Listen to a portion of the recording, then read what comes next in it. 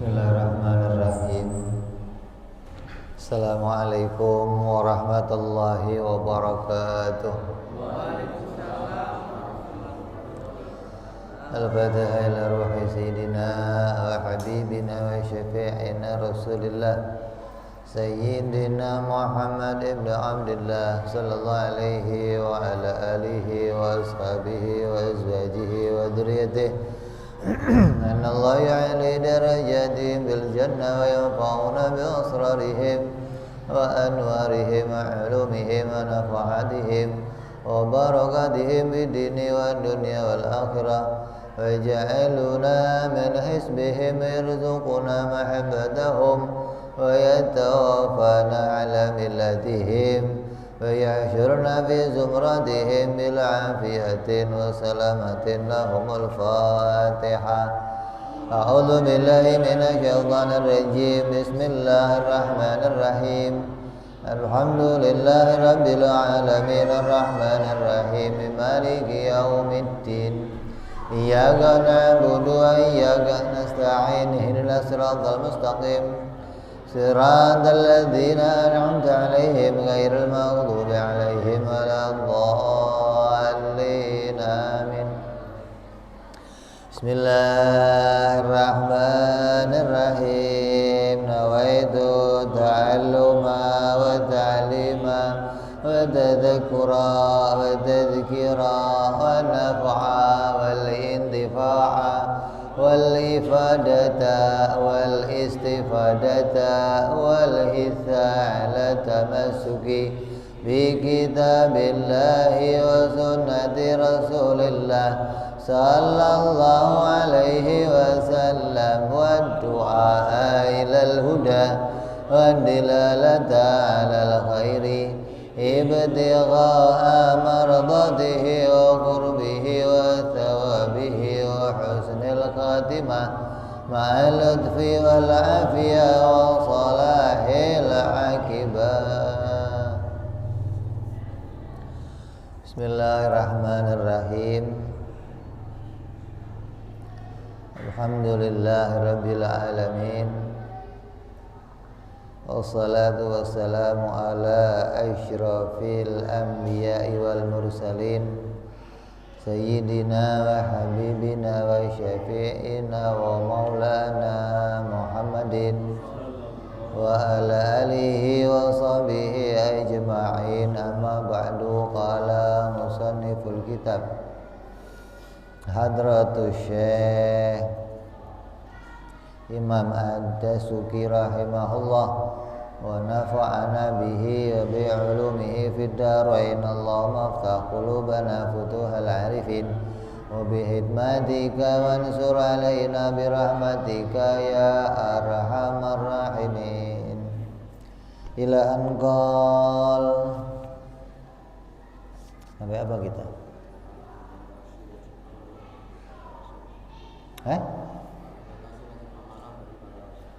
Amanah.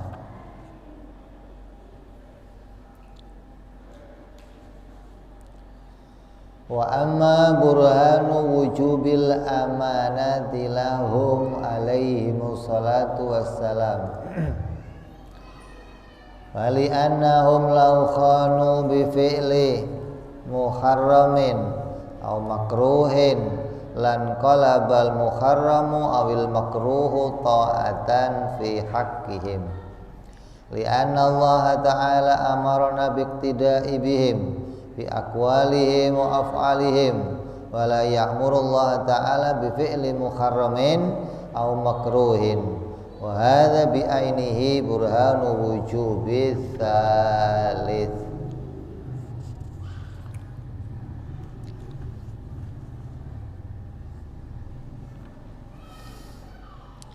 Yang berikutnya membahas tentang sifat amanah.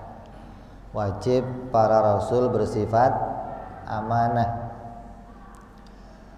Amanah itu apa? Terpercaya. Amanah itu orang yang kalau disuruh memuaskan.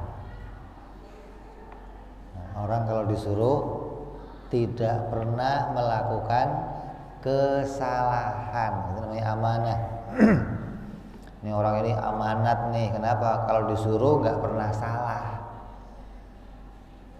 Nabi alaihi wassalatu wassalam seluruhnya, sejak Nabi Adam alaihi salam sampai baginda kita Nabi Muhammad sallallahu alaihi wasallam, semuanya bersifat amanah.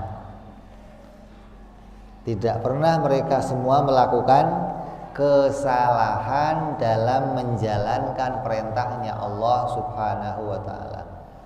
Apa buktinya kalau mereka nggak pernah ngelakuin kesalahan? Buktinya adalah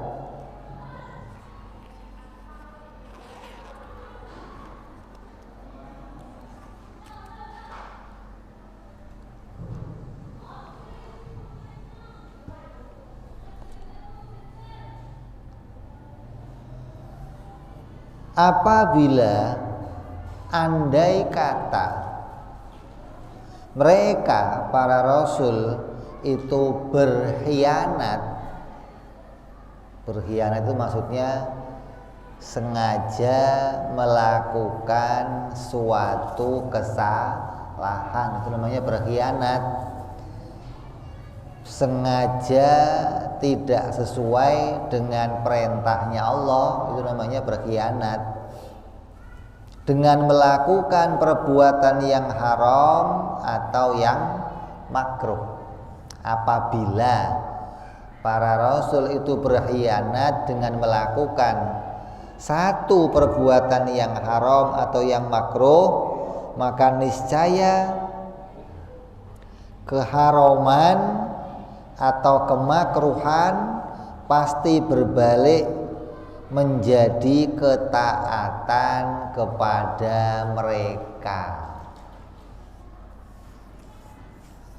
Andai Nabi ngelakuin kesalahan, baik itu kesalahan yang berat itu berarti apa? Haram, minum arak, riba, zina. Apabila kok Nabi ngelakuin itu, namanya yang haram-haram atau yang makruh. Makruh apa kemarin?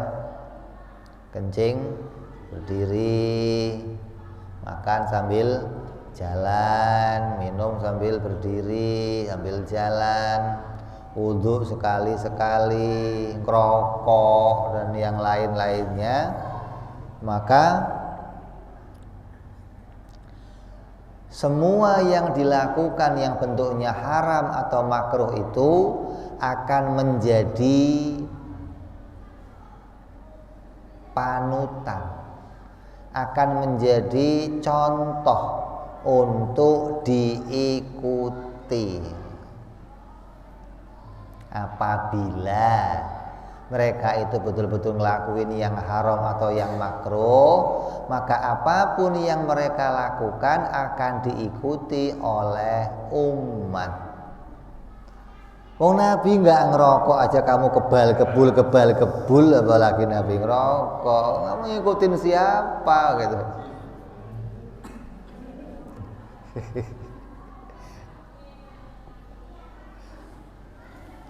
Karena Nabi itu adalah suri tauladan. Allah katakan, in kuntum tuhibbunallah fattabi'uni. Kalau kamu pengen dicintai Allah, ikuti aku. Nah, kalau Nabi ngomong ikuti aku, tapi dianya ngelakuin yang haram, ngelakuin yang makruh. Lah bagi kita suruh ngikutin yang haram dan yang makruh. Sebab Allah subhanahu wa ta'ala memerintahkan kita untuk mengikuti perkataan dan perbuatan para nabi.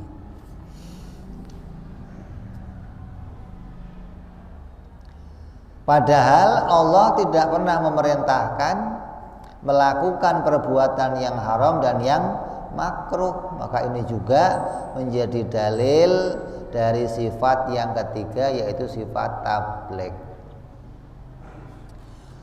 Innallaha la ya'muru bil fahsya'i wal munkar. Allah itu nggak pernah merintahin yang jelek-jelek, yang munkar-munkar, nggak pernah. Makanya nggak mungkin para nabi ngelakuin yang munkar, yang haram, yang makruh, nggak pernah. Karena yang dikerjakan nabi itu wala yantiqu anil hawa in huwa illa wahyun yuha. Nabi itu kalau ngelakuin apapun atas wahyunya Allah. Kalau Allah ngasih wahyu, petunjuk, dikerjain. Makanya nggak mungkin mereka ngelakuin yang haram atau yang makruh. Dijelaskan oleh Imam Ad-Dasuki, la syakka annar rusula alaihi wassalatu wassalam qad amarona biqtida'i bihim bi aqwalihim wa af'alihim illa ma thabata ikhtisasuhum bihim ala umamihim.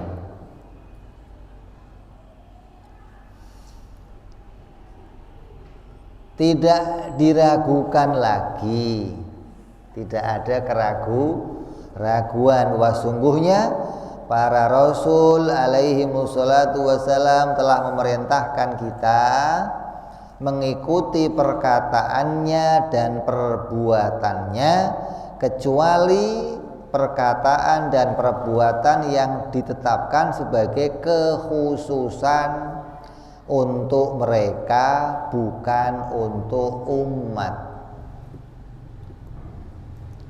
Ada perkataan, ada perbuatan yang khusus hanya Nabi yang boleh ngelakuinnya.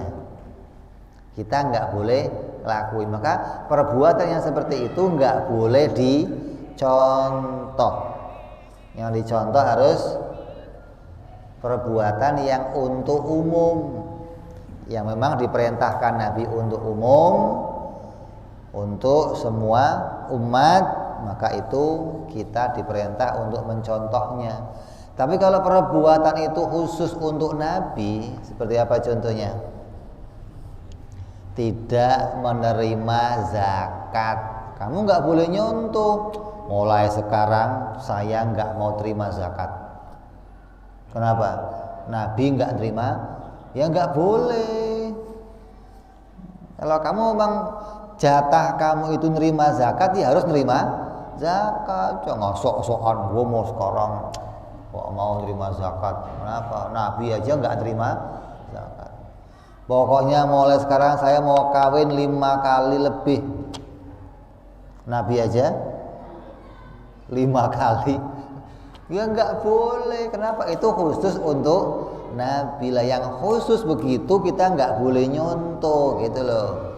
Yang lain yang umum, yang diperintahkan pula untuk umat, kita diperintahkan nyontoh perkataannya maupun perbuatannya.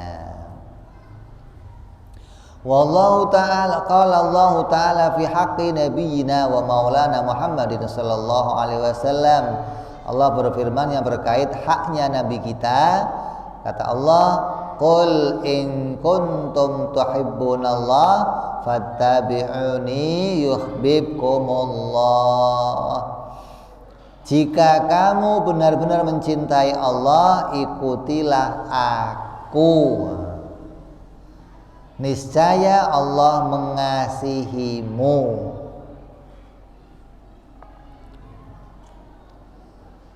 Wa qala wattabi'uhu la'allakum tahtadun. Allah berfirman, dan ikutilah dia, kata Allah, supaya kamu mendapatkan petunjuk. Firman lagi dalam ayat yang lain, wa qala ta'ala wa rahmati wasi'at kulla syai'in fasa aktubuha lilladzina yattaquna wa yu'tuna zakata walladzina hum biayatina yu'minun alladzina yattabi'una rasulan nabiyyal ummi. Kata Allah, dan rahmatku meliputi segala sesuatu. maka aku akan tetapkan rahmatku untuk orang-orang yang bertakwa, yang menunaikan zakat, dan orang-orang yang beriman kepada ayat-ayatku, yaitu orang-orang yang mengikuti Rasul Nabi yang ummi. Jadi ini perintahnya jelas, kita diperintah mengikuti perbuatan dan ucapannya Nabi Muhammad sallallahu alaihi wasallam. Wa qad ulima min din sahabah, dan kita telah mengetahui secara pasti dari perjalanan keagamaannya para sahabat Nabi Muhammad sallallahu alaihi wasallam, daruratan ittiba'uhu sallallahu alaihi wasallam ghaira tawaqqufin ala nadhari aslan fi jami'i aqwalihi wa af'alihi illa ma qama bihi dalilun ala ikhtisasihi bihi.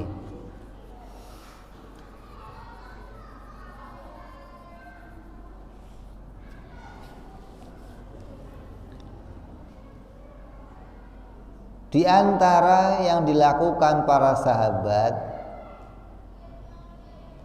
adalah mengikuti Nabi Muhammad sallallahu alaihi wasallam tanpa berpikir lebih dulu sama sekali dalam seluruh perkataan dan perbuatannya, kecuali yang ada dalil kekhususan bagi beliau. Kalau perbuatan dan ucapan itu secara umum, para sahabat nggak pakai mikir lagi, pasti mengikuti. Udah nggak pakai nanya-nanya, nggak pakai mikir-mikir, ini enaknya saya ikuti nggak ya? Yang ini apa yang itu ya? Nggak, apa saja. Kalau itu keluar dari Nabi dan itu perbuatan yang diperintahkan secara umum, nggak pakai mikir, pasti diikuti. Nggak mikir mas begini, ini kalau saya kerjain ini gunanya apa ya gitu. Kan kamu kalau mau ngikutin orang kan mesti mikir, ini kalau saya ikuti gunanya apa, ada untungnya nggak saya begini. Kalau ada untungnya ikutin, kalau enggak. Sahabat nggak pakai mikir, nggak. Pokoknya kalau itu Nabi yang ngerjain, ikut. Suka pakai ini kira-kira apa? Nggak pakai nanya-nanya lagi, enggak. Wa hasara Abu Bakar wa Umar radhiyallahu anhuma rukbatahima fi qissati julusihim alal bi'ri kama fa'ala Nabi sallallahu alaihi wasallam. Sayyidina Abu Bakar radhiyallahu an dan Sayyidina Umar pernah menyingkap kedua lutut mereka dalam kisah duduknya mereka di pinggir sumur sebagaimana perbuatan Nabi Muhammad sallallahu alaihi wasallam.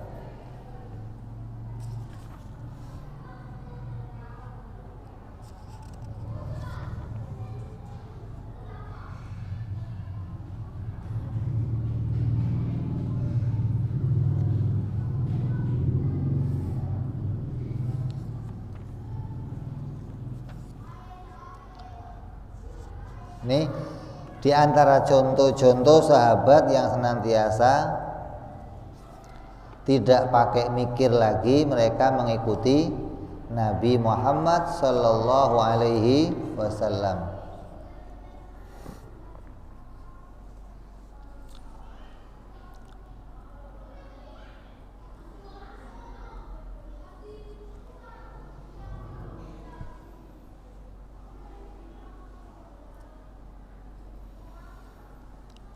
Begitu pula ada sahabat yang lain, sebagaimana dalam kisah perang Hudaybiyah. Maka mereka semuanya mencari tahu sedalam-dalamnya tentang cara bagaimana duduknya Nabi, bagaimana jalannya Nabi, bagaimana makannya Nabi, bagaimana. Karena mereka mengikuti sepenuhnya tanpa mikir. Nabi itu pernah waktu mau perang, mimpin perang, pasukan udah siap semua. Nabi tiba-tiba kudanya berputar 3 kali, nggak tahu kenapa nggak pakai muter. Habis itu berhenti baru jalan. Sahabat berikutnya muter semua. Ditanya kenapa? Nggak tahu. Pokoknya Nabi pernah muter di sini. Ini kan berarti mengikuti tanpa mikir. Nggak pakai nanya, udah pokoknya Nabi begitu ikut. Ada sahabat Ibnu Mas'ud, kecil orangnya. Kalau jalan di suatu tempat itu dia ada batang pohon, nunduk dia. Ditanya kenapa maksud? Nabi dulu kalau lewat sini nunduk, ya kan batangnya pendek. Kalau Nabi nggak nunduk, kejedot. Lah dia pendek, nggak usah nunduk itu lewat, tetap nunduk. Kenapa? Karena Nabi nunduk di situ. Coba itu tandanya mereka ngikutin Nabi, nggak pakai nanya lagi. Kenapa ini kok begitu? Nggak pakai nanya. Pokoknya Nabi nunduk, saya nunduk. Itu betul-betul apa yang menjadi perilakunya para sahabatnya Rasulullah Sallallahu Alaihi Wasallam. Sampai ada sahabat, banyak hadis yang menerangkan Nabi paling seneng buah semangka. Ada hadis banyak, tapi nggak ada hadis yang terangin cara makannya Nabi semangka. Apa dibelah-belah kayak kita itu, lancip gitu, atau nggak ada yang terangin. Maka sahabat, ada seorang imam kita namanya Imam Ahmad bin Hambal, seumur hidup nggak mau makan semangka. Hanya gara-gara nggak tahu caranya Nabi makan gimana. Padahal dia tahu Nabi pernah makan ini, tapi nggak tahu caranya. Nabi kalau makan pisang, buka, potek, makan. Potek lagi, makan. Itu caranya Nabi makan pisang. Terus kalau makan sisir nih, pisang kan 2 sisir, bawah sama yang diambil yang bawah. Kenapa? Ketika disisakan di atas meja, kelihatannya masih utuh, bagus. Gitu loh. Kamu kan enggak main cedak. Orang lihat udah habis semua loh. Nabi enggak. Itu cara Nabi begitu. Terus kalau ini enggak habis, dikasih orang enggak bekas. Nah, mulut kamu kalau kan enggak mau. Potek, makan. Jadi cara itu yang diikuti sahabat. Nah, ketika ada cara yang dia nggak pernah ngeliat, mendingan nggak saya lakuin. Coba. Jadi mereka itu kayak jadi bayangannya Nabi lah. Sahabat Abu Bakar, sahabat Utsman. Kamu kalau lihat mereka langsung teringat, Nabi. Cara naik kudanya, cara makannya, cara jalannya, betul-betul kelihatan nyontoh Nabi semuanya gitu loh. Ini orang-orang yang betul-betul mengidolakan Nabi. Makanya dikatakan oleh Umar bin Hafid rahimahullah, kata beliau, jangan kita rosak pikiran kita dengan memasukkan ada orang hebat selain Nabi. Itu pikiran kita dicuci oleh Yahudi, dicuci oleh orang-orang liberal, oleh orang-orang filsafat, agar masuk dalam pikiran kita ada orang yang lebih hebat dari Nabi, ada orang yang lebih layak dicontoh dari Nabi, ada orang yang lebih layak diikuti dari Nabi, ada orang yang layak dipuji dari Nabi. Ini bentuk kalau kita mau mempertahankan keadaan diri kita, maka bersihkan yang lain dari pikiran kita. Kalau kamu lihat ada orang ini hebat, Nabi saya lebih hebat. Ini orang pinter, Nabi saya lebih pinter. Ini orang ganteng, Nabi saya lebih ganteng. Ini suami yang hebat, Nabi saya suami paling hebat di dunia. Terus semuanya, nggak ada yang lebih hebat dari Nabi Muhammad SAW. Itu harus begitu. Karena kamu ngomong begitu bukan melebih-lebihkan, nabinya yang ngomong. Kata Nabi, saya adalah sebaik-baik anak cucu Nabi Adam. Nabinya yang ngomong. Jadi kalau kamu mengakui ada yang lain yang lebih hebat dari Nabi, kamu ingkar beritanya Nabi berarti. Nah itu pikiran kita dicekokin sama mereka tuh. Ditampilkan orang yang hebat, ditampilkan hingga banyak anak-anak kita sekarang mengidolakan selain Nabi Muhammad SAW. Idolanya drakor. Tahu drakor kamu? Apa enggak sedih kita lihat anak-anak kita di bukunya, di HP-nya gambarnya drakor, ya Allah. Udah gaya rambutnya enggak jelas, sudah Pak. Astagfirullah. Macam-macam. Jadi hebat menurut mereka itu enggak tahu apa. Jangan sampai kita kehilangan cahaya ini dalam keluarga kita. Jangan sampai kehilangan cahaya ini dalam diri kita. Artinya mendatangkan selain Nabi sebagai idola, sebagai patokan, panutan, jangan sampai.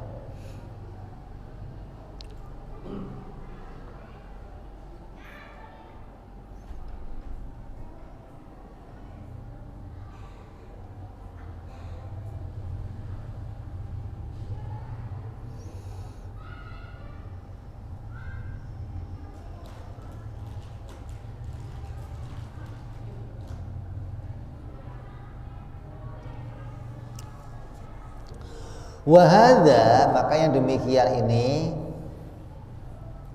bihasabin nadri ila fi'li min haitsu dzatuhu. Maka yang demikian ini bahwa Nabi itu selalu melakukan perbuatan tidak pernah lepas dari wajib dan sunnah. Nabi itu perbuatannya seumur hidup hanya 2 perbuatan, wajib sunnah, wajib sunnah, wajib sunnah, nggak pernah yang lain, nggak pernah. Maka dari melihat keadaan ini itu dilihat dari arah bahwa melihat hakikat perbuatannya. Artinya melihat dari zat perbuatan tersebut. Wa amma launa dhoro ilaihi bihasabi awaridihi. Adapun bila melihat pada faktor lain yang ada padanya, fal haqqu anna af'alahum dairun bainal wujubi wan nadabi la ghairuhu. Adapun melihat dari perbuatan Nabi dari arah perkara lain, artinya dilihat dari arah sunnah, haram, makruh, mubah, maka perbuatan Nabi itu enggak pernah lepas dari perbuatan wajib dan sunnah, la ghairu, tidak ada perbuatan yang lain. Li'anal mubaha la yaqa minhum alaihimus salatu wassalam. Karena sungguhnya perbuatan mubah itu tidak dilakukan oleh mereka karena tuntutan syahwat. Ketika ada perbuatan mubah itu apa? Mubah itu ya boleh dikerjain, boleh nggak dikerjain. Dikerjain yang nggak dapat pahala, ditinggalkan ya nggak dapat dosa. Sebab perbuatan mubah tidak pernah mereka lakukan bimuqtala syahwati, karena mengikuti syahwat kesenangannya, wa nahwiha, atau karena yang lainnya, kama yaqa'a min ghairihim, sebagaimana terjadi kepada selain mereka. Bal la yaqa'u minhum illa musahiban liniyatin yasiru fiha qurbatan. Tapi Nabi melakukan perbuatan mubah itu niatnya adalah sebagai niat ibadah. Ketika ada perbuatan mubah dikerjain maka niatnya ibadah. Contohnya mubah apa? Tidur, apalagi? Kan, apalagi? Yang kenceng dong. Kawin gitu, lu jangan kawin. Apalagi? Bekerja, makan, minum, duduk, apa saja yang nggak ada perintah langsung dari syariat, maka itu hukumnya mubah. Maka Nabi tidak pernah ngelakuin mubah kecuali tujuannya untuk ibadah kepada Allah Subhanahu wa taala. Kalau Nabi makan, maka makannya untuk ibadah. Kalau Nabi minum, maka minumnya untuk ibadah. Nabi kok kawinnya untuk ibadah. Nabi bekerja, kerjanya untuk ibadah. Gak ada Nabi makan yang tujuannya ya untuk makan aja, ngemil aja, gak ada. Ya, mampir ke supermarket, belinya snack apa? Abrek. Terus begitu. Ini hukumnya apa? Mubah. Dan Nabi nggak pernah begitu tuh, iseng-iseng begitu nggak. Tapi kalau makan betul-betul makannya untuk nilai ibadah. Artinya betul-betul lapar atau hormat kepada tamu atau dikasih tamu atau hingga makannya mendatangkan pahala, minumnya mendatangkan pahala, kerjanya mendatangkan pahala. Gitu. Sampai kawin Nabi nggak pernah kawin kecuali diperintah oleh Allah. Ketika Nabi disuruh milih, ada ayat yang menceritakan Nabi diperintahkan, mulai sekarang kamu sudah boleh memilih perempuan sendiri. Tadinya kalau mau kawin ditunjukkan sama Allah, fulan kawinin, fulan kawinin, fulan. Setelah dikasih kebijakan untuk milih sendiri, malah Nabi nggak kawin, malah nggak milih. Kenapa? Karena akan banyak alasan, kurang, nggak beres ini kurang, ya nggak campur, kurang semua.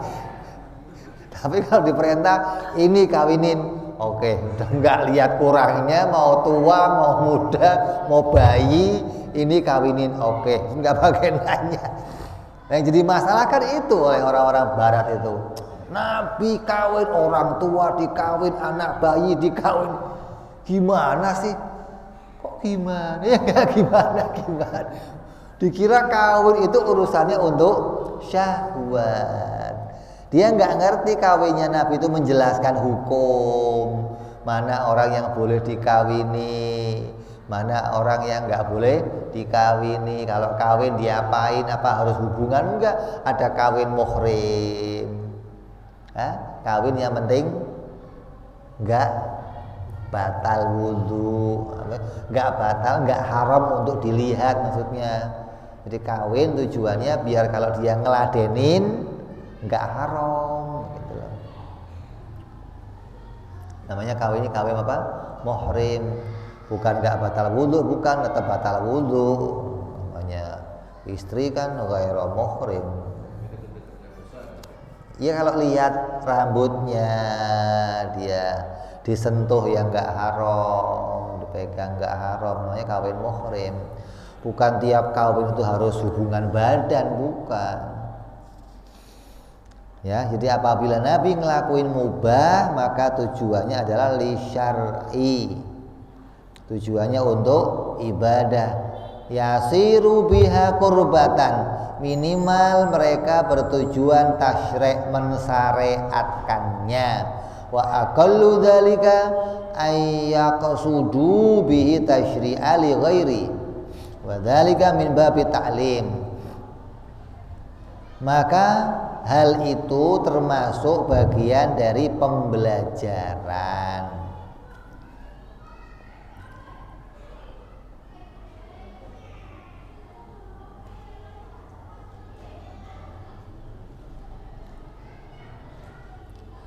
Wa nahika bimanzilati qurbati ta'lim wa azimi fadliha. Maka cukuplah bagi Anda derajat ibadah pembelajaran dan keutamaan yang agung. Jadi ketika kita melihat yang mubah pada Nabi, maka tujuannya adalah menjadikan itu sebagai jalan mendekatkan diri kepada Allah Subhanahu wa taala. Wa idza kana adnal auliya illahi yasilu ila rutbatin tasiru ma'aha mubahatuhu kulluha ta'atin bihusnin niyyah fi tanawuliha. Imam Dasuki menunjukkan jangankan para nabi, ketinggian loh. Para wali-walinya Allah yang paling rendah saja bisa mencapai derajat yang seluruh kemubahan menjadi ketaatan dengan niat yang baik saat mereka melakukannya. Wali yang paling rendah, apalagi para nabi. Wali aja kelasnya wali tidak pernah ngelakuin mubah sekedar jadi mubah, nggak pernah.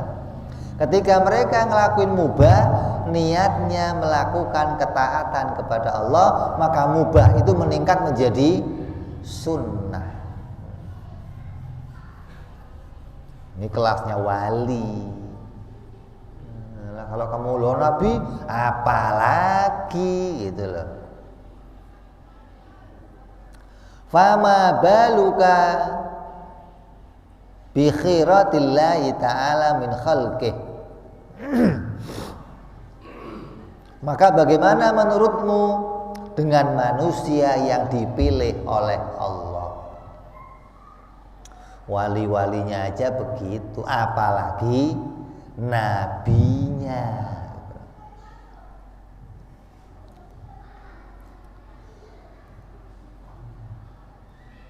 Wahum anbiya'uhu wa rusuluhu alaihi musallatu wassalam, la siyama afdalul khalqi wa asyraful alamin, jumlatan wa tafsilan bi ijma'i man ya'taddu bi ijma'ihi sayyiduna wa maulana Muhammadun sallallahu alaihi wasallam.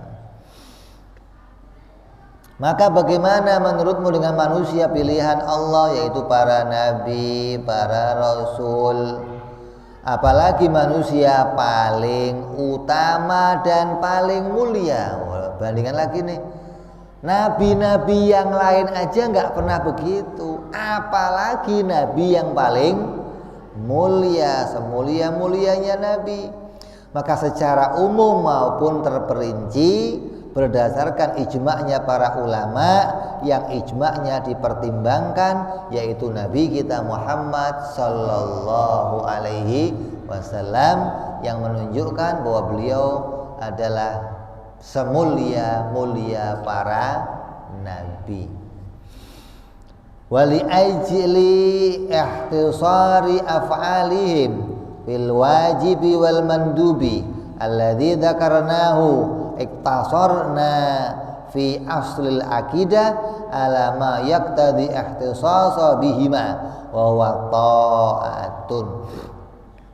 Karena perbuatan para rasul hanya berkisar pada wajib dan sunnah, sebagaimana yang aku sebutkan di atas, kata syarih, maka dalam kitab asal akidah, kitab aslinya, aku cukup menyebut kekhususannya, yaitu ketaatan.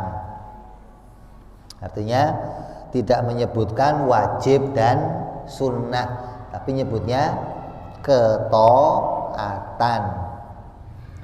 Karena ketaatan itu ya mestinya dipahami wajib dan sunnah, nggak ada yang lain. Ketika itu mubah, maka mubahnya pun meningkat menjadi sunnah.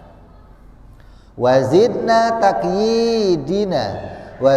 takyida biqaulina fi haqqihim, dan aku tambahkan batasan dengan ucapanku fi haqqihim isyaratan ila anna ba'dha af'alihim, itu mengisyarahkan kepada sebagian perbuatan mereka. Wa in kana yutlaqu 'alaihal ibahatu bin nadhrin ila fi'li fi nafsihi.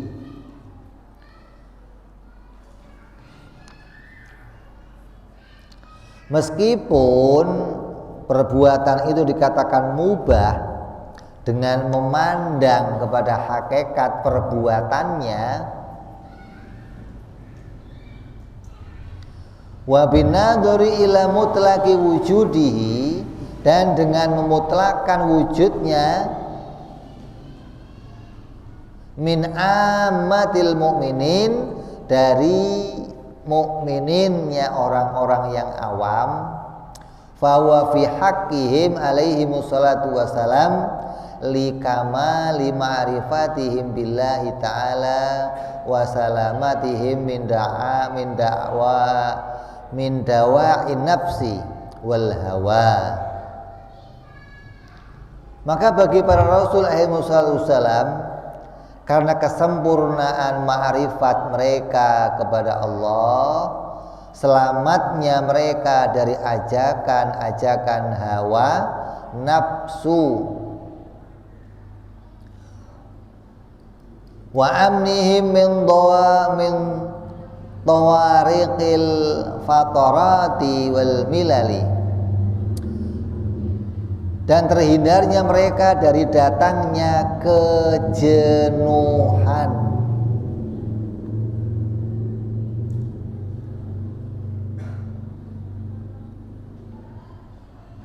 Wa nauman wa taqyidihim bi ismatillahi ta'ala fi kulli halin la yaqa'u minhum illa ta'at yuthabuhum alaiha sallallahu alaihi wasallam ala nabiyyina wa ala jami'i ihwanihi minan nabiyyin wal mursalin.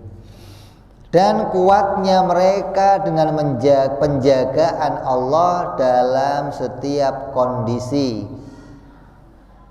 tidak dilakukan mereka kecuali karena ketaatan yang mendatangkan pahala.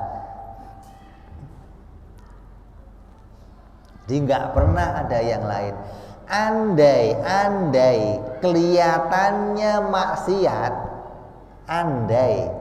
kelihatannya maksiat, tujuannya untuk taat kepada Allah. Jadi andai kamu melihat Nabi nih, Nabi ngerjain ini, makan buah khuldi, Nabi melengos abasa wa tawalla, Nabi, tujuannya pasti untuk taat kepada Allah. Nabi Yunus ninggalin kaumnya, Nabi Adam makan buah khuldi, Nabi Muhammad melengos dari seorang yang buta, maka tidak mungkin tujuannya lain kecuali taat kepada Allah. Nggak mungkin tujuannya mau maksiat kepada Allah. Nggak mungkin tujuannya mau khianat kepada Allah. Kenapa? Karena mereka orang-orang yang terhindar dari ajakan hawa nafsu. Mereka itu orang yang sudah terikat dirinya, sudah nggak lagi ngelirik hawa nafsu, sudah nggak ada kejenuhan bagi mereka. Kamu sering jenuh? Hah? Sering bete kamu? Hah? Saya mah bete mulu seharian, Beb. Lu mah bete mulu. Bete itu apa sih?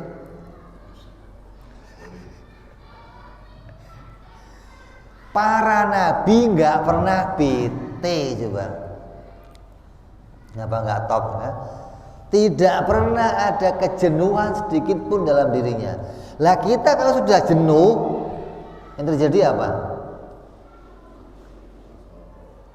Ngawur. Makro ya makro, kadang haram-haram dikit ya haram lah, sudah jenuh-jenuh beginilah gitu. Coba kamu pegang HP untuk telepon, SMS, jenuh. Buat apa lagi nih HP? Mending kalau dijual lah, beres. Nah, yang dilihat yang nggak jelas-jelas, iseng. Itu menghilangkan apa? Kejenuhan. Ada orang iseng judi, jenuh, iseng. Lama-lama, ada orang iseng ngobrol sama cewek, ada orang iseng, itu asalnya menghilangkan kejenuhan. Kalau kamu sudah nggak pernah jenuh, kamu nggak akan pernah iseng-iseng, nggak ada. Lah para nabi nggak ada, nabi jenuh, nabi iseng-iseng nggak ada. Hah? Kebosanan saat sadar dan tidur, dan Nabi itu kuat dalam penjagaannya dalam setiap kondisi. Kita kan enggak. Ya ini jadi bandingannya seperti ini. Kamu nggak bisa membandingkan Nabi itu mungkin saja ngelakuin maksiat, nggak ada kemungkinannya, nggak ada gitu loh. Jalannya untuk mereka ngelakuin maksiat nggak ada. Yang pertama, nafsu mereka diikat. Mereka nggak pernah terpengaruh sama nafsu, nggak pernah ada kejenuhan dalam diri mereka. Mereka selalu ngelakuin apapun yang jadi perintahnya Allah, dalam keadaan sendiri, dalam keadaan rame, dan mereka senantiasa ada dalam penjagaannya Allah Subhanahu wa Ta'ala. Selesai sudah. Dari dalamnya dijaga, dari luarnya terjaga. Nah kalau kita kan enggak, musuhnya luar dalam. Dari luar isinya setan, dalam isinya nafsu. Jadi kamu itu punya musuh dua, kita itu. Di luar musuhnya setan, di dalam musuhnya nafsu. Makanya kalau kasih tanya, ada Habib ditanya, Habib, ini ngaji nggak pernah libur, Habib? Kok kayak ngaji melulu? Kalau setan ada hari liburnya, kok ngajinya libur gitu? Setan aja nggak pernah libur, lu ngaji mau libur? Kalah sama setan. Setan nggak pernah pakai tanggal merah, nggak ada. Hari ini setan libur menggoda, nggak ada. Kalau setan libur goda, saya libur ngaji nggak apa-apa lah gitu. Setan aja nggak pernah libur goda, kamu mau libur ngaji? Ya kamu siang malam lembur, setan nggak ada. Setan kok praying goda, nggak ada. Maka semoga Allah memberikan rahmat ta'zim dan keselamatan bagi Nabi kita dan seluruh saudara-saudaranya, juga para Nabi dan Rasul alaihi wassalatu wassalam. Waliyakun ayyuhal mu'min ala hadrin azimin wa wajalin syadidin ala imanika antasluba minka Maka hendaklah Anda, wahai orang-orang yang beriman, sangatlah khawatir.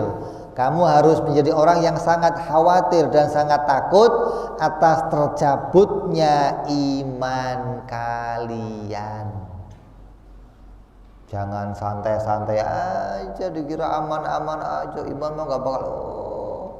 Hadisnya Nabi banyak menceritakan bagaimana orang itu paginya mukmin, sorenya kafir, sorenya mukmin, paginya kafir. Maka hati-hatilah kalian dari tercabutnya iman kalian.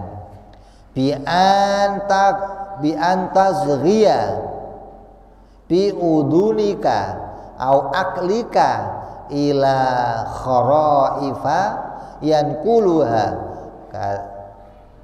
kadzabatul mu'arrikhin wa tabi'ahum fi ba'dhiha ba'du jahalatil mufassirin. Sebab memfokuskan telinga atau akal Anda pada berbagai kepalsuan yang dinukil oleh para sejarawan yang mereka itu pembohong.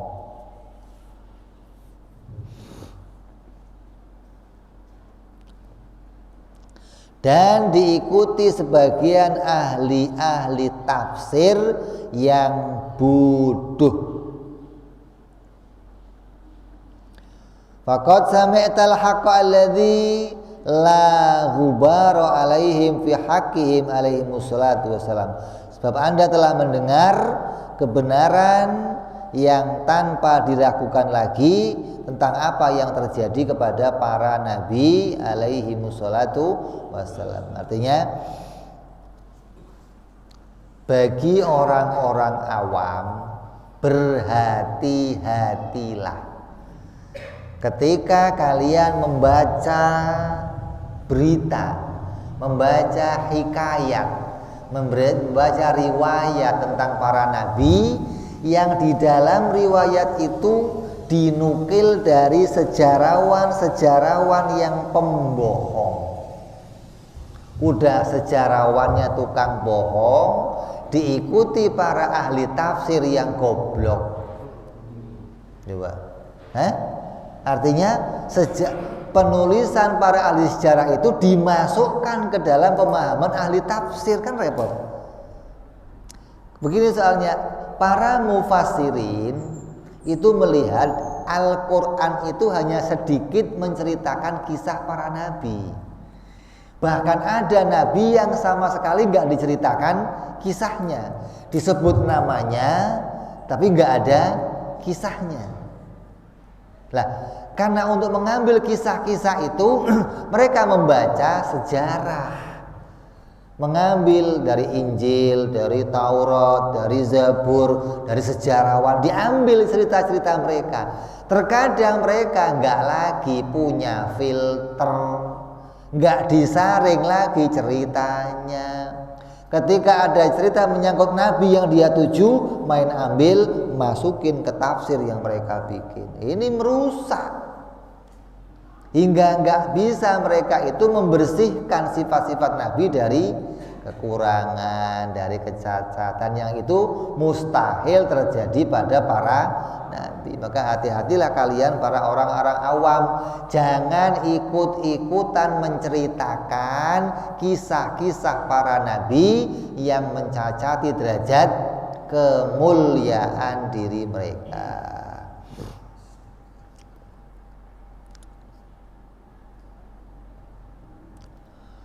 Wa syadiduka alaihi wa ambadha kullama siwahu wallahu musta'an. Maka pedomanilah dengan kuat kebenaran ini dan buanglah yang selainnya. Jangan lagi kamu ambil kisah-kisah dari kisah yang di luar kisah-kisah yang sudah masuk dalam pelajaran akidah. Kalau sampai itu mengurangi derajat kemuliaannya, mengurangi, buang. Jangan ikut-ikut nyeritain Jangan ikut-ikut dengerin, apalagi ikut-ikut nyambungin, nyampein ke orang lain. Jangan.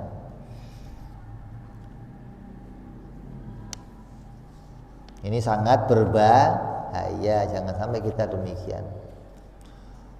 Qauluhu wa hadza bi'ainihi wa burhanu wujubi tsalis. Musannif dalam kitab asli juga mengatakan dalil ini, burhan ini yang disampaikan dalam amanah ini juga burhan untuk sifat yang ketiga. Maka sifat yang ketiga enggak diperpanjang lagi burhannya, tapi masuk jadi satu dalam burhan sifat amanah. Apa maksudnya? Wal muradu bitsalisi tablighuhum alaihi wassalatu wassalam umiru bitablighi. Burhan wajibnya sifat yang ketiga, dan yang dimaksud dengan tabligh menyampaikan para rasul alaihi wassalatu wassalam atas apa yang diperintahkan Allah untuk disampaikan.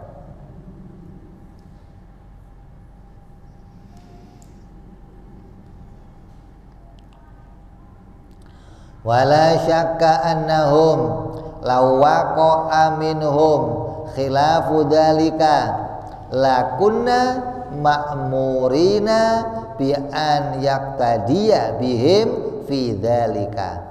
Tidak diragukan lagi sungguhnya andaikan terjadi perbuatan yang bertentangan dengan tabligh dari mereka, niscaya kita diperintahkan mengikuti mereka dalam perbuatan mereka.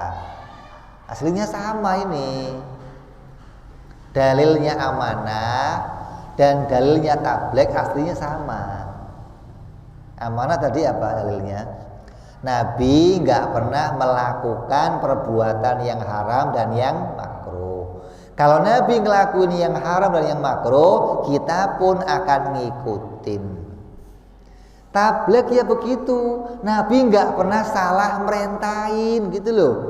Nggak pernah yang wajib jadi diperintahin haram, atau yang haram jadinya sunnah, yang sunnah jadi makruh. Nggak pernah Nabi ngomong yang haram ya haram, yang wajib ya wajib, yang sunnah ya sunnah gitu loh. Jadi sama ini. Andai Nabi salah ngomong gimana? Ya diikutin juga, harus.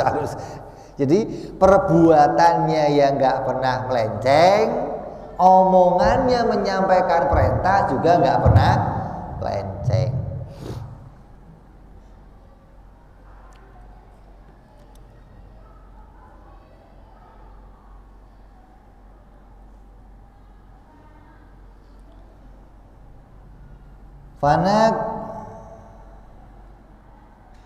Fanaktumuna aidan ba'dha ma aujaballahu ta'ala alaina tablighuhu minal ilmin nafi' liman dharra ilaihi kaifa huwa muharramun mal'unun fa'iluhu.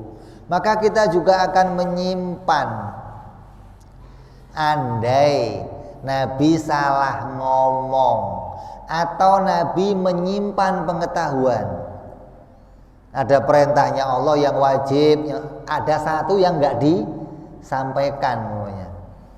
Oh, Nabi itu ada perintah disimpan untuk Nabi, nggak disampaikan kepada kita. Ada perintah nyembelih kambing, Nabi nggak nyampein, dikerjain sendiri, sepi motong kambing sendiri. Yang lain biarin amat lah, udah yang penting gua dapat pahala.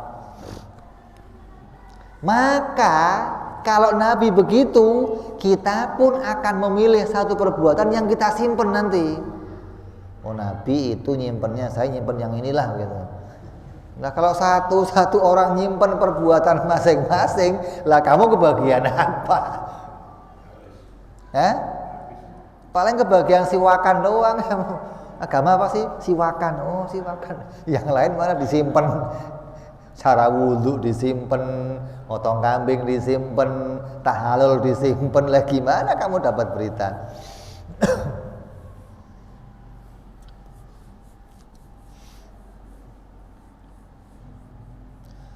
Maka kita juga akan menyimpan sebagian hal yang diwajibkan oleh Allah kepada kita untuk disampaikan, yaitu ilmu yang manfaat bagi orang yang sangat membutuhkannya, sebagaimana yang dibenarkan.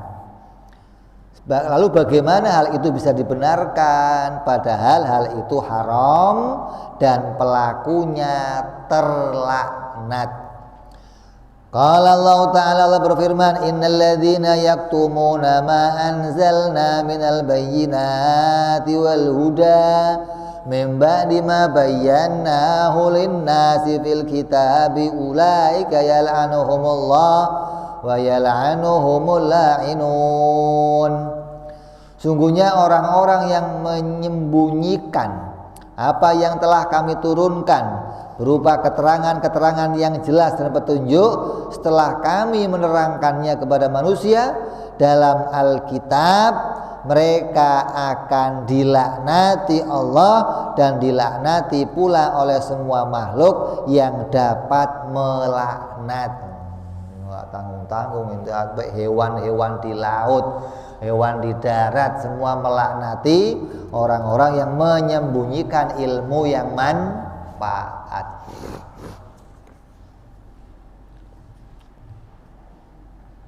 Wa kaifa itasawwaru wuqu'u dzalika minhum alaihim salatu wassalam. Lalu bagaimana hal itu bisa tertasawurkan? Bagaimana mungkin hal itu terbayangkan oleh kita? Itu akan pernah dilakukan Nabi. Kamu ya sowak otaknya berarti. Kalau sampai kamu menganggap ada kemungkinan Nabi ngelakuin itu, maka berarti otak kamu rada sowak. Wa maulana jalla wa azza yaqul li sayyidina Muhammad sallallahu alaihi wasallam, ya ayyuhar rusulu balligh ma unzila ilaika min rabbik wa in lam taf'al fama ballaghta risalatah. Allah berfirman, hai Rasul, sampaikanlah apa yang diturunkan kepada kamu dari Tuhanmu. Jika kamu tidak kerjakan apa yang Allah perintahkan itu, berarti kamu tidak menyampaikan amanahnya.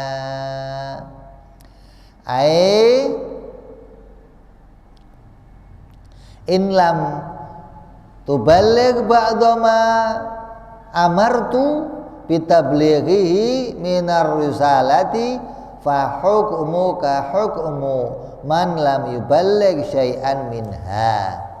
Andai kamu Rasul tidak menyampaikan sebagian risalahku, atau ada satu yang aku perintahkan tidak kamu sampaikan, maka kamu hukumnya seperti orang yang tidak menyampaikan risalah sama sekali.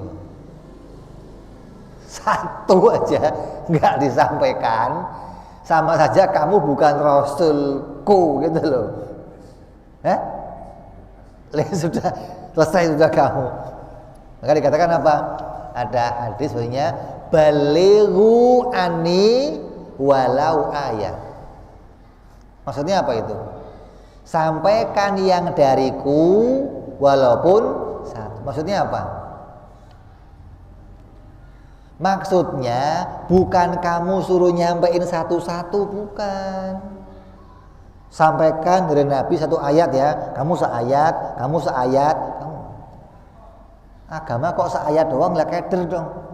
Maknanya jangan kamu simpen walaupun satu ayat, gitu maksudnya. Bukan, kok Nabi perintahnya satu ayat doang. Jadi ulama modalnya satu ayat. Kemana-mana modalnya bid'ah. Nggak ada ayat lain, nggak ada. Balighu ani walau ayat. Yang penting sudah bisa satu ayat. Ini ayat bid'ah penting. Ayat lain nggak ada, Pak. Nggak usah yang lain. Ayatnya bid'ah aja. Itu merusak.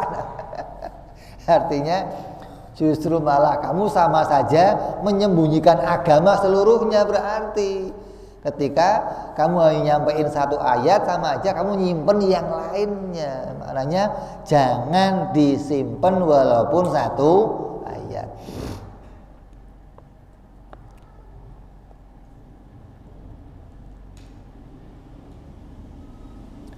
Fandur hadza takhwifal azim li asyrafi khalqihi wa akmalihim ma'rifatan bihi.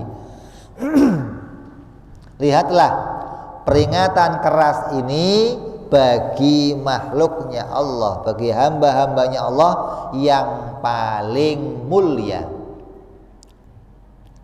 dan yang kema'rifatannya paling sempurna. Mereka diingatkan oleh Allah. Kama khaufuhu ala qadri ma'rifatihi, dan ketakutannya sesuai dengan kadar kemakrifatannya. Mereka sangat takut kepada Allah karena mereka sangat kenal kepada Allah Subhanahu wa taala.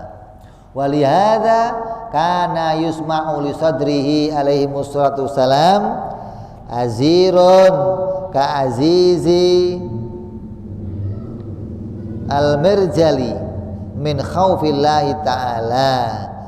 Karenanya terdengar suara gemuruh seperti gemuruh air mendidih di dadanya Nabi Shallallahu Alaihi Wasallam karena ketakutan kepada Allah Subhanahu Wa Taala. Kalau mau ngukur rasa takutnya Nabi, itu sampai seakan-akan di hatinya Nabi mendidih air itu saking ketakutannya kepada Allah. Jadi rasa takut itu betul-betul dilihat tampak pada dirinya. Kalau kita kan gak ada takutnya. Ente kan gak ada takutnya sama Allah. Kapan takut sama Allah kamu? Gak ada takutnya. Azan hari masih. Nah, ntar satu iklan lagi lah. Azan masih seiklan lagi. Nabi kata keluarganya, kalau azan bunyi, Nabi seakan-akan gak mengenal kami. Coba begitu azan bunyi, kata anaknya, kata istrinya, Nabi seakan-akan gak kenal kami, balik badan jalan. Kalau kamu kan gak azan, istri ngasih anak titip ya Pak, duh repot lagi azan titipin anak, gimana sih, nggak ribet gitu. Terus pokoknya gak ada takutnya sama. Ya Allah.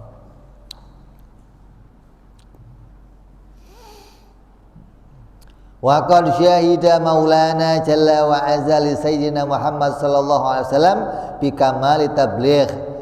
Maka Allah Subhanahu wa taala bersaksi atas kesempurnaan tablignya Nabi Muhammad sallallahu alaihi wasallam. Faqala, Allah berfirman tabaraka wa taala, al yauma akmaltu lakum dinakum wa atmamtu alaikum ni'mati wa raditu lakumul islam madina. Kata Allah, pada hari ini telah kusempurnakan untuk kamu agamamu dan telah kucukupkan kepadamu nikmatku dan telah kuridhoi Islam menjadi agamamu. Tandanya apa itu? Tandanya apa? Tablignya Nabi sempurna, gitu loh. Kalau ada yang kurang, Allah nggak mungkin ngomong hari ini sempurna agama kamu, nggak mungkin. Pasti, tar dulu ada yang kurang tuh. Datang lagi Nabi yang lain, datang lagi pengingat yang lain. Tapi karena sempurna, maka Allah menyatakan hari itu hari di mana agama telah disempurnakan. Artinya seluruh perintah telah disampaikan. Walaupun ulama nanti berbeda pendapat, ada yang belum selesai disampaikan. Tapi menunjukkan bahwa secara keseluruhan ayat itu menunjukkan Nabi tidak pernah menyembunyikan ilmu yang diperintah oleh Allah untuk disampaikan. Wa qala subhanahu wa ta'ala la ikraha fid din qad tabayyana ar-rusydu minal ghayy. Allah berfirman pula, tidak ada paksaan untuk memasuki agama Islam. Sungguhnya telah jelas jalan yang benar dari jalan yang sesat. Wa qala ta'ala fatawalla anhum Fama anta bimalum, maka berpalinglah kamu dari mereka dan kamu sekali-kali tidak tercela. Wal ayatu fi dzalika katsirun, maka ayat yang menerangkan tentang kesempurnaan tablignya Nabi itu begitu banyak ayat tersebut. Gak ada paksaan untuk beragama. Kenapa? Karena agama sudah jelas. Nabi sudah menyampaikannya detail. Gak usah dipaksa-paksa, gak usah. Masuk Islam dong. Gak usah. Ngapain mau paksa-paksa? Tentang Allah la ilaha illallah dijelaskan. Siapa Allah? Tentang Rasulullah dijelaskan. Tentang agama mana yang wajib, sunnah, haram dijelaskan. Apa yang gak jelas? Gak usah kamu maksa orang masuk agama, gak usah. Begitupun kamu tidak dituntut tanggung jawab atas kerusakan kafiran orang-orang yang di luar agama Islam. Kenapa? Karena mereka udah jelas tentang agama. Kayaknya nggak ada perintah-perintah orang kafir dibom biar Islam semua. Nggak ada. Kamu nggak dituntut, kata Allah. Kenapa kamu harus mikirin yang sampai dibom karena diskotik dibom, ada orang di gereja dibom, apa yang begitu? Maka berpalinglah kamu dari mereka dan kamu sekali-kali tidak tercela. Udah nggak usah diurusin, nggak mau ya sudah, nggak mau dipaksa aja tiap hari ngapain? Ayo masuk Islam, ayo masuk Islam. Ngapain? Kayak nggak ada kerjaan lain nanti. Kiai aja kalau ada orang masuk Islam, Pak, mau masuk Islam Pak, udah banyak. Apa masuk lagi? Udah banyak. Maksudnya masuknya itu yang bener, jangan tujuan masuknya kayak yang lain gak jelas. Masuk Islam cuma mau kawin sama anaknya orang Islam doang. Habis kawin naik cerai, mau ninggalin orang kafir. Ini rusak. Udah nggak usah masuk. Ini menunjukkan bahwa para nabi, khususnya Nabi kita Muhammad SAW, itu sempurna menyampaikan agama. Gak ada satupun yang tertinggal. Adapun tentang menyampaikan, memang ada yang disampaikan Nabi setelah Nabi meninggal. Tapi hal itu bukan masalah yang wajib, bukan masalah yang pokok, bukan. Nabi, karena menyampaikan itu bagi Nabi ada 3. Yang wajib disampaikan, yang wajib disembunyikan, dan yang boleh memilih, mau menyampaikan boleh, mau menyimpan juga boleh. Nabi punya 3 perintah ini. Yang wajib disampaikan, disampaikan seluruhnya. Yang wajib disimpan seluruhnya. Yang Nabi boleh memilih, ya ada yang disampaikan, ada yang disampaikannya setelah Nabi meninggal. Makanya kalau kamu nemu ulama bawain hadis nggak ada riwayatnya, nggak ada perawinya, bisa jadi hadis itu langsung dari Nabi SAW tanpa perawi yang lainnya, lewat mimpi atau lewat ketemu secara langsung atau yang lainnya. Ya, ini penjelasan tentang sifat tabligh dan sifat amanah. Adapun sifat fatonah maka tidak dijelaskan di sini karena fatonah adalah bagian dari syarat kenabian. Pasti para nabi semuanya fatonah, hingga nggak usah dibahas lagi tentang sifat fatonah.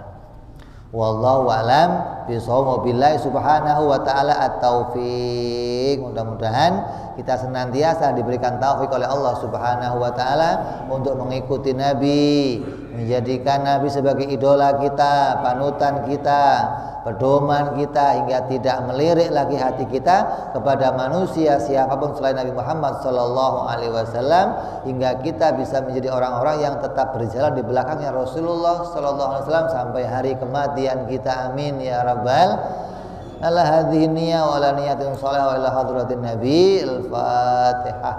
A'udzu billahi minasyaitonir rajim. Bismillahirrahmanirrahim. Alhamdulillahi rabbil alamin arrahmanir rahim maliki yaumiddin. iyyaka na'budu wa iyyaka nasta'in ihdinas siratal mustaqim siratal ladzina an'amta 'alaihim ghairil maghdubi 'alaihim waladdallin amin. Ya Rabbana tarabna bi'anana tarabna wa anana ashrafna fatub alaina tauba taghsil kulli auba wastur lana aurati wa amini rawati waghfir li walidina rabbi wa mauludina walali wal ihwani wa sairil hillani wa kulli dhi mahabbah au jiratin au suhbah wal muslimina ajma' amina rabbi isma' fadlan wa judan manna labik tisabi minna bil mustafa rasuli nadha bi kulli suli salla wa sallam rabbi alaihi andal habbi wa alihi wa sahbihi dada tahsi suhbi walhamdulillahi bil badi wa tanahi subhana rabbika rabbil izzati amma yasifun salamun alal mursalin walhamdulillahi rabbil alamin. Assalamualaikum warahmatullahi wabarakatuh.